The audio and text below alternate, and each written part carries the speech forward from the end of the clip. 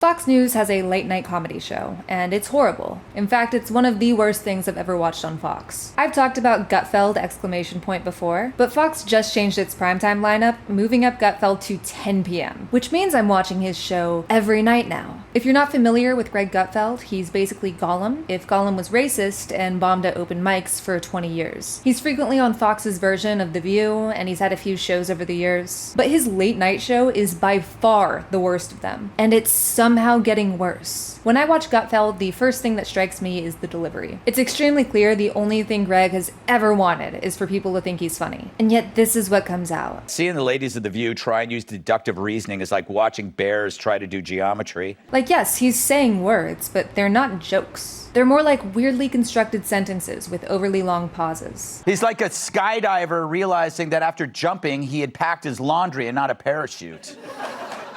He also does a lot of weird animated bits. Like on Monday, he showed this clip of Scooby-Doo, but all the voices had been dubbed over to talk about Hunter Biden doing cocaine. I don't think we'll ever figure out whose coke it was. Yeah, even the Secret Service couldn't figure it out. Zoinks! That's easy. The coke is definitely Hunter's. He tried to smuggle it in with all the money he totally got from China. And yesterday, he showed a clip of Snow White with the dwarves telling her to strip.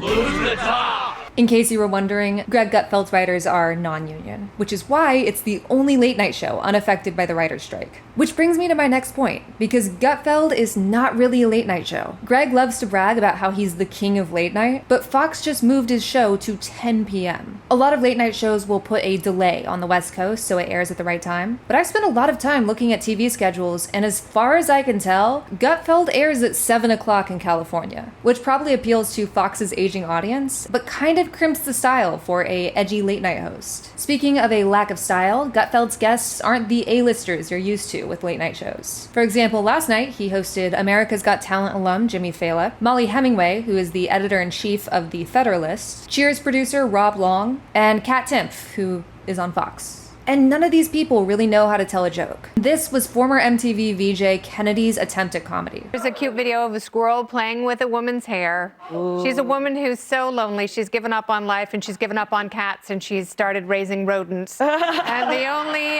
interaction and intimacy she has is when the squirrel plays with her hair and she reaches the height of her...